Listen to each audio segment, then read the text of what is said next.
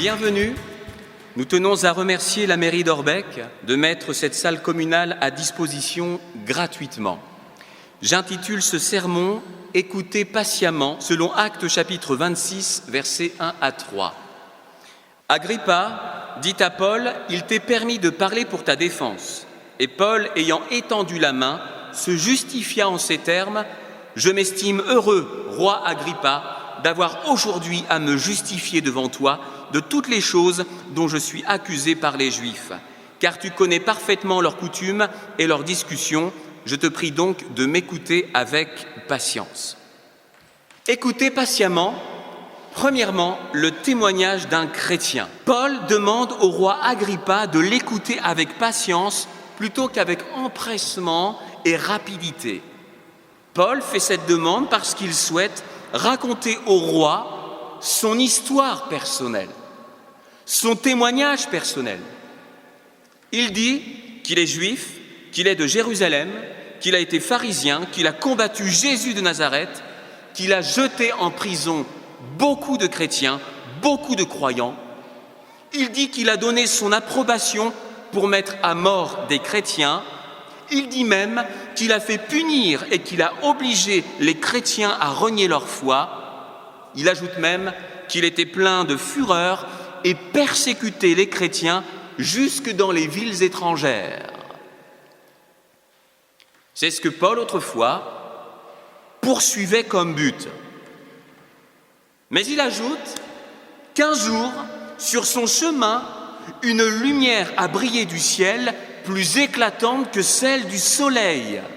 Il ajoute qu'il a entendu une voix l'arrêter dans sa pratique du mal et l'encourager à pratiquer le bien, et que cette voix était celle de Jésus-Christ. Paul annonce avec assurance ce qu'il est en parlant de ce qu'il a été et en parlant de ce qu'il est devenu grâce à Jésus. Et il peut le faire dans la mesure où Agrippa l'écoute avec patience. Paul a un témoignage à partager et il souhaite que le roi Agrippa puisse l'écouter patiemment. Dans les médias, rares sont les présentateurs qui laissent parler leurs invités sans leur couper la parole. Et c'est un peu pénible, sauf quand l'invité s'égare ou avance des arguments sans répondre à la question. Pourtant, c'est le rôle du journaliste de couper l'autre si l'autre commence à dire n'importe quoi. Pourtant, c'est agréable de laisser quelqu'un trouver son ton, son souffle et son développement si cette personne a quelque chose de bon à dire. Si vous rencontrez quelqu'un qui souhaite vous témoigner de son parcours spirituel, avec amour, force et sagesse, nous vous prions de l'écouter avec patience. S'il faut de la patience pour écouter le témoignage d'un chrétien, plus qu'entendre, il faut réellement écouter. Et nous vous invitons à écouter comment certains ont trouvé la paix grâce à Jésus. Comment certains ont trouvé la joie grâce à Jésus. Comment d'autres ont trouvé le salut, l'espérance, la guérison grâce à Jésus-Christ. Et souvent, ceux qui ont expérimenté cette grâce et ce changement de vie, souvent ces personnes veulent le partager. Mais s'il n'y a personne pour écouter, ce partage est malmené. Ce partage n'est pas reçu. Ce partage n'est pas honoré. D'où l'importance pour vous, qui m'écoutez aujourd'hui, de prendre patience à l'écoute du témoignage d'un chrétien. Paul dit, dans Actes chapitre 26, verset 22, « Mais grâce au secours de Dieu, j'ai subsisté jusqu'à ce jour, rendant témoignage devant les petits et les grands, sans m'écarter en rien de ce que les prophètes et Moïse ont déclaré devoir arriver. » Paul aimait exprimer son témoignage personnel aux petits et aux grands. Si quelqu'un vous aborde pour vous dire ce qu'il a entendu de Jésus, écoutez-le patiemment. Si quelqu'un vous dit ce qu'il a vu de Jésus, écoutez-le patiemment. Si quelqu'un vous dit ce qu'il a vécu avec Jésus, avec le Christ, avec le Fils de Dieu, écoutez-le patiemment. Car une chose est certaine, c'est le Christ lui-même qui met cette personne sur votre route pour qu'il témoigne de la grâce que Dieu lui a faite par la foi en Jésus-Christ.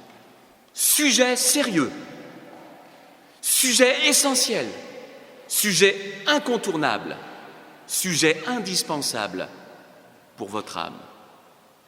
Écoutez, vous en tirerez des bienfaits et des grâces exceptionnelles. Écoutez patiemment, premièrement, le témoignage d'un chrétien, et maintenant, écoutez patiemment le témoignage de Dieu, parce que Paul ne parle pas simplement de sa vie ou de son expérience. Paul va beaucoup plus loin. Il parle de la vie de Dieu. Il parle de la grandeur de Dieu. Il parle du salut de Dieu. Il parle de la force, du pouvoir et de la puissance du Seigneur. Paul demande au roi Agrippa de l'écouter avec patience, plutôt qu'avec négligence et désinvolture. Et Paul souhaite raconter au roi l'œuvre de Dieu telle qu'elle est dans ce monde. Il dit que les promesses de Dieu sont vraies. Il proclame au roi Agrippa que Dieu ressuscite les morts et qu'il a ressuscité son fils Jésus. Il témoigne au roi Agrippa que Jésus veut que les hommes passent des ténèbres à la lumière, passent de la puissance de Satan à la puissance de Dieu. Il dit que Jésus veut que les hommes reçoivent par la foi en lui le pardon des péchés et même une place auprès du Père céleste. C'est ce qu'il dit au roi. Et si le roi écoute patiemment, il en tirera quelques bienfaits. Et puis Paul va plus loin. Il ajoute que les hommes doivent se repentir et changer de comportement, que les hommes doivent renoncer au péché, demander pardon à Dieu pour le péché, pour leurs fautes, pour leurs transgressions. Et Paul insiste en disant que les hommes doivent véritablement vivre en communion, en relation avec le Père Céleste, grâce à Jésus-Christ et grâce à l'assistance du Saint-Esprit. Beaucoup disent « Dieu ne m'a jamais parlé ». Mais ces gens ont-ils pris le temps d'écouter patiemment le Seigneur? Parce que Dieu est quelqu'un qui s'écoute patiemment. Le Père Céleste s'écoute patiemment, tout comme le Fils et le Saint-Esprit s'écoutent patiemment. Par exemple, la Bible est déclarée comme parole de Dieu. Elle est la parole de Dieu. Et quiconque comprend que la Bible est la parole de Dieu, celui qui la lit patiemment pour en comprendre le témoignage de Dieu se délectera et découvrira les profondeurs merveilleuses du Seigneur pour son âme. Dieu parle par le moyen de la Bible. Dieu parle, mais il faut faire taire les bruits de la terre et l'écouter patiemment. Prenez le temps de lire ce livre merveilleux, de le lire avec patience, de le découvrir de jour en jour et laissez le Saint-Esprit travailler votre cœur et mettre en vous le témoignage de Dieu, ce qu'il est, ce qu'il fait, ce qu'il veut pour vous et ce qu'il a accompli en son Fils Jésus. S'il faut de la patience pour écouter le témoignage de Dieu, ne vous bornez surtout pas au rudiment d'une religion, mais accédez pleinement à la relation vivante avec Dieu. J'aime dire que la religion fera de vous un mouton de Panurge, mais la relation avec le Dieu vivant fera de vous un chrétien, un disciple, un être humain béni, ayant trouvé une raison d'exister, ayant trouvé le pardon des péchés, ayant trouvé la vie éternelle, ayant trouvé le moyen de se battre, le moyen de combattre, le moyen d'affronter l'existence, le moyen de lutter contre le diable, contre la chair, contre la nature humaine, contre le monde. En Jésus-Christ, nous sommes gardés parce qu'il est le bon berger. Et Dieu a donné un bon berger pour tous les êtres humains qui, sans lui, ne sont que des brebis errantes, égarées, perdues, en danger, oui, en danger continuellement. Il est écrit dans Hébreux chapitre 1, versets 1 à 3, « Ne cherchez pas, autrefois, Dieu a parlé à nos ancêtres à maintes reprises et de plusieurs manières par les prophètes, mais maintenant, à la fin des temps, il nous a parlé par son Fils. C'est par lui que Dieu a créé l'univers et c'est à lui qu'il a destiné la propriété de toutes choses. Le Fils reflète la splendeur de la gloire divine. Il est la représentation exacte de ce que Dieu est. Il soutient l'univers par sa parole puissante. Après avoir purifié les êtres humains de leurs péchés, il s'est assis dans les cieux, à la droite de Dieu, la puissance suprême. Je vous invite maintenant à écouter patiemment le témoignage de Dieu et comment Dieu a parlé au monde par le Fils. Dieu dit à tous qu'en Jésus et grâce à Jésus, les péchés sont pardonnés, les fautes sont effacées, car le châtiment que méritent vos transgressions, mes transgressions, nos transgressions, est déjà tombé sur Jésus, et non pas, et non plus, sur tous les pécheurs repentants. Si le châtiment tombe encore sur les pécheurs qui ne se repentent pas, le châtiment ne tombe plus, la condamnation ne tombe plus sur les pécheurs et les pécheresses qui se repentent et qui croient en Jésus-Christ. La Bible dit « Car Dieu a tant aimé le monde qu'il a donné son Fils unique afin que quiconque croit en lui ne périsse point, mais qu'il ait la vie éternelle. Dieu, en effet, n'a pas envoyé son Fils dans le monde pour qu'il juge le monde, mais pour que le monde soit sauvé par lui. Celui qui croit en lui n'est point jugé, mais celui qui ne croit pas est déjà jugé, parce qu'il n'a pas cru au nom du Fils unique de Dieu. » Écoutez patiemment le témoignage du Seigneur. Écoutez patiemment comment Dieu a parlé au monde par le Fils. Et si votre écoute est attentive, si vous le faites patiemment, avec une grande attention, vous découvrirez comment vous écarter de tout péché, de tout obstacle, de toute difficulté.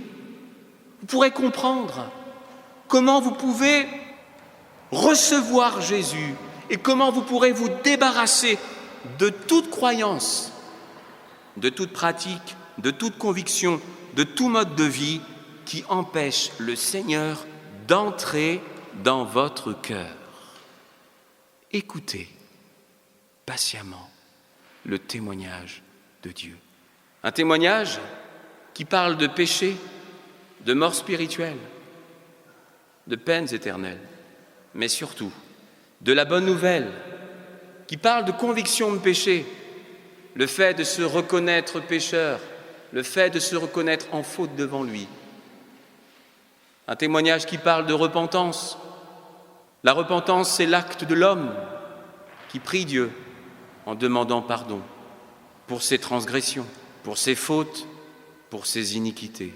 Un témoignage de Dieu qui alerte l'homme et qui parle non seulement de conviction de péché, de repentance, mais aussi de conversion, et qui donne la force à l'être humain de quitter le chemin qui mène au trouble, au désespoir, aux peines éternelles, au châtiment éternel, pour trouver le chemin qui mène à la vie, à l'espérance, à la paix, à la joie, au bonheur, au siècle des siècles.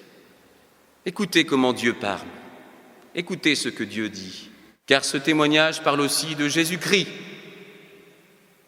de sa personne et de son œuvre sur la croix, mort pour nous tous, afin qu'il soit puni à la place de nous tous, et afin que celui qui se repent réellement de ses péchés, qui demande à Dieu le pardon total de sa faute, puisse croire qu'en Jésus-Christ, il a tout obtenu, la rémission de ses péchés, la remise de sa peine, le pardon total, la réconciliation avec le Père et l'espérance de la vie éternelle, que son saint nom soit béni. Que toute conviction, que tout mode de vie qui pourrait vous empêcher de laisser le Seigneur entrer dans votre cœur ne soit plus à l'écoute du témoignage de Dieu. Il est dit de Jean, dans Luc chapitre 3, versets 2 à 6, « La parole de Dieu fut adressée à Jean, fils de Zacharie dans le désert. Et il alla dans tout le pays, des environs du Jourdain, prêchant le baptême de repentance pour la rémission des péchés, selon ce qui est écrit dans le livre des paroles d'Ésaïe le prophète. C'est la voix de celui qui crie dans le désert.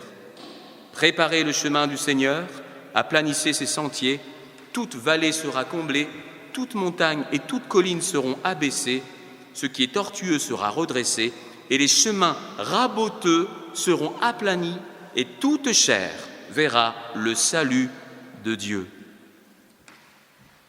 Je vous prie maintenant d'aplanir le chemin du Seigneur pour qu'il puisse accéder jusqu'à votre cœur, votre esprit, votre tête, votre vie, votre quotidien, qu'il puisse accéder à votre passé, à votre présent et à votre futur. Débarrassez-vous de tout ce que le Seigneur rejette et de tout ce qui vous empêche de l'accueillir maintenant. Demandez pardon à Dieu, détournez-vous du péché, croyez en la bonne nouvelle, croyez en Jésus, croyez au Saint-Esprit qui vous change, permettez au Seigneur d'avoir un chemin qui mène à vous en recevant son témoignage et en écoutant patiemment tout ce qu'il veut vous dire. Ne dites pas « j'ai essayé, je ne ressens rien, je ne comprends rien ».